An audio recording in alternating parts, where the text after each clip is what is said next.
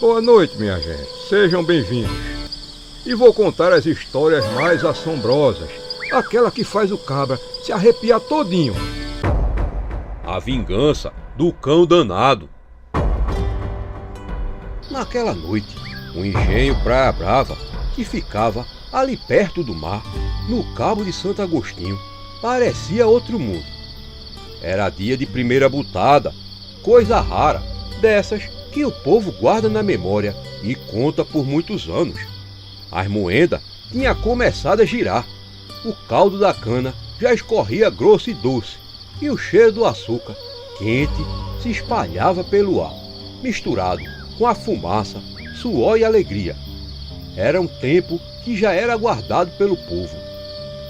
O senhor do engenho, naquela noite, mandou chamar amigos importantes, gente de nome e posses. Vieram senhores do Recife e até de João Pessoa. Todos bem vestidos, de fala fina, acostumado a mandar e desmandar para aquilo que quisesse.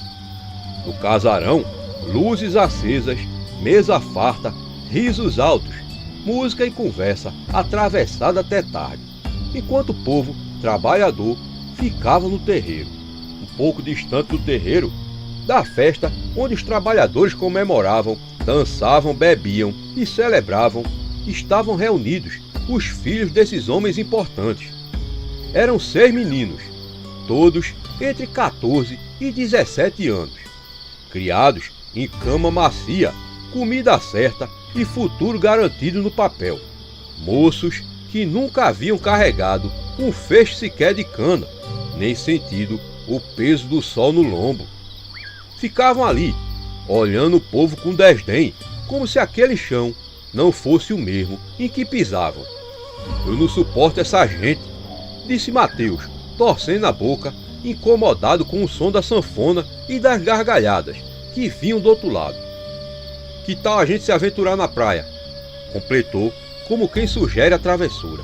A praia ficava ali perto, bastava seguir um caminho de areia e logo chegavam, após a mata.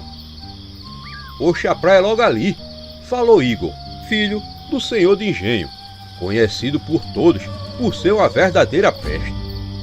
E assim, sem avisar ninguém, os 6 rapazes seguiram o caminho, rindo baixo, empurrando um ao outro, como quem se sente o dono do mundo. O som da festa foi ficando distante, substituído pelo barulho do vento e do mar se quebrando lá adiante. Logo chegaram à praia.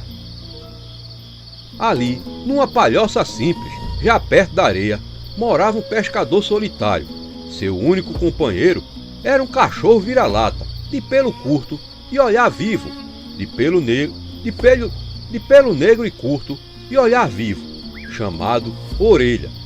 Bicho manso, brincalhão, desses que fazem amizade até mesmo com pé de vento. Naquela hora, o pescador tinha entrado no mar, cumprindo seu ofício antigo, deixando o cachorro à sua espera, sentado na areia e atento ao horizonte escuro.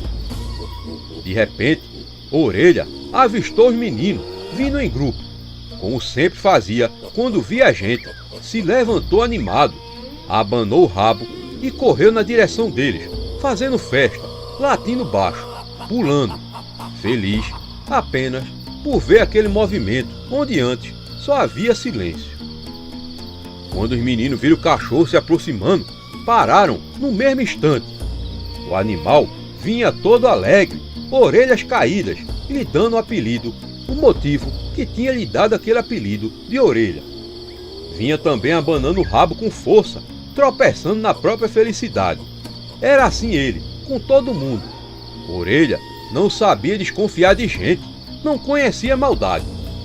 Chegou perto deles, cheirou um, cheirou o outro e pulou, tentando chamar para brincadeira. Foi quando, sem aviso, um dos rapazes lhe acertou um chute seco na cabeça. O impacto fez com que o animal tombasse de lado. Levantou-se logo em seguida, confuso, sem entender o que estava acontecendo. Ficou parado, olhando para aqueles rostos que segundos antes pareciam apenas estranhos, agora duros e com risadas diabólicas no rosto. Antes que pudesse reagir, outro chute veio, dessa vez nas costas. Orelha soltou um ganido curto e fino, que se perdeu no vento da praia. Mas quando tentou correr, não conseguiu, foi cercado. Aqueles 6, que até pouco antes eram apenas meninos mimados, se fecharam ao redor do animal, como se fossem criaturas diabólicas, sorrindo alto. Os meninos pulavam de um lado para o outro, acertando o pobre animal a todo instante, como se fosse apenas um boneco. Riam, riam alto, riam com gosto, risadas feias, vazias, que não combinavam com a idade que tinham. Quando já parecia que a maldade tinha chegado ao fim, Evandro e Pedro encontraram um porrete velho, esquecido na areia e cheio de pregos enferrujados. Sem pensar 2 vezes, acertaram o animal com aquele objeto. Orelha, dessa vez não resistindo, caiu. Oxe, ele não morreu ainda não, disse um daqueles meninos diabólicos, impaciente, quase frustrado. Foi então que Enzo se adiantou, pegou o animal pelas pernas, girou no ar e o sacudiu bem no meio das ondas, deixando o corpo daquele pobre animal ser carregado. Agora ele vai morrer, nem que seja afogado, disse o diabólico menino. O mar engoliu o corpo pequeno e as ondas o levaram para lá e para cá, lhe arrastando para todo lado. Os 6 meninos, dali, se afastaram satisfeitos, respirando fundo, sorrindo como hienas depois de uma caçada diabólica. Sorriam alto, comentavam entre si, orgulhosos daquilo que tinham feito.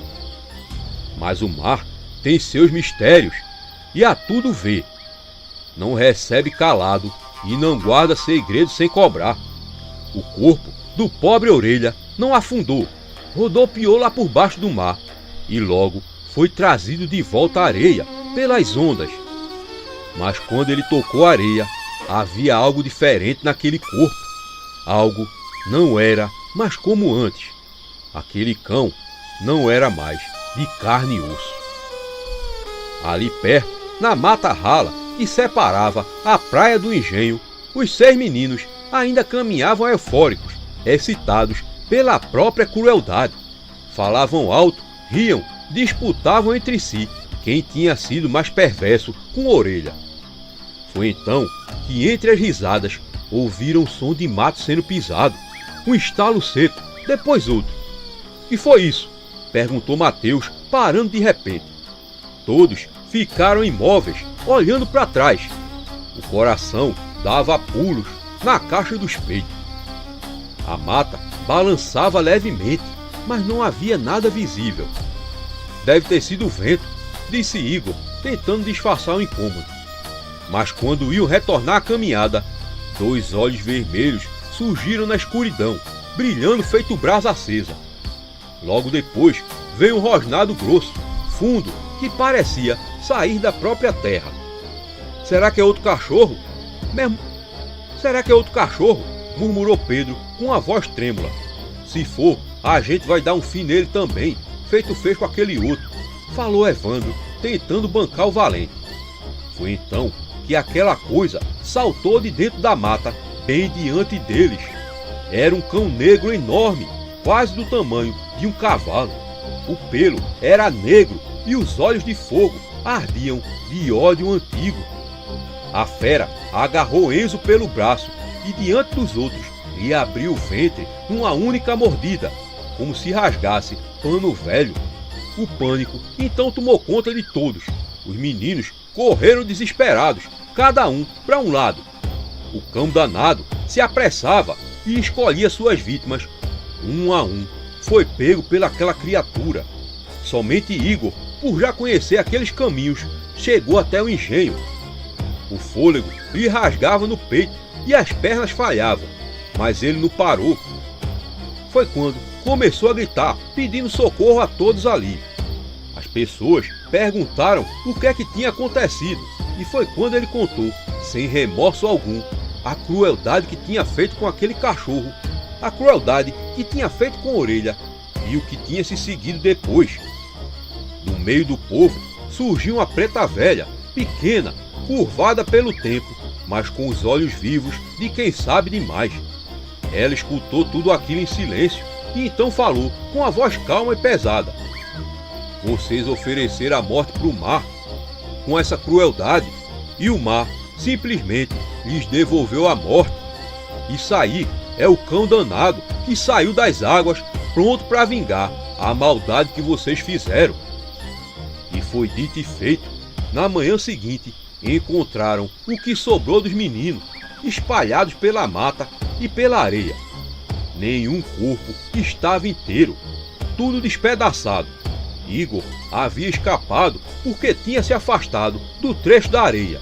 O pai, tomado pelo medo que qualquer crueldade pudesse atingir o seu filho, tratou de enviar ele para longe, para a casa de parentes que moravam em Olinda, longe do engenho, longe da Praia Brava. O menino tratou de nunca mais chegar perto da praia. No começo, ele ainda se acordava assustado, suado, jurando ouvir o rosnado misturado com o barulho das ondas. Mas o tempo é traiçoeiro e a assombração não se esquece fácil. Se passou 1 ano, 2 anos, 3 anos e logo já virava 10 anos. Aos poucos, Igor se esqueceu daquela história e daquela memória do terror que muito tempo tinha ficado em sua mente. Aquilo, agora, era nada mais que um sonho antigo, um pesadelo esquecido. Entrou na faculdade, fez novos amigos e aprendeu a rir de novo. Uma certa noite, enquanto voltava da faculdade, já tarde, a rua estava quase deserta, iluminada pelos postes amarelados. Sentiu vontade de fumar um cigarro, coisa que fazia quando precisava. Parou num canto mais escuro, já perto do mar, ali de uma daquelas praias de Olinda. Tirou o cigarro do bolso e levou à boca. Aquela foi a última coisa que ele fez. Igor não voltou mais para casa. E na manhã seguinte, a vizinhança se acordou com falatório. Gente aglomerada ali na rua que dava acesso à praia. O corpo estava despedaçado, como se tivesse sido rasgado por algo que nunca tinha conhecido. Não havia sinal de faca, nem de bala, nem de luta humana. O fato é que aquela morte tinha acontecido na areia e nenhuma fera marinha podia causar aquela coisa.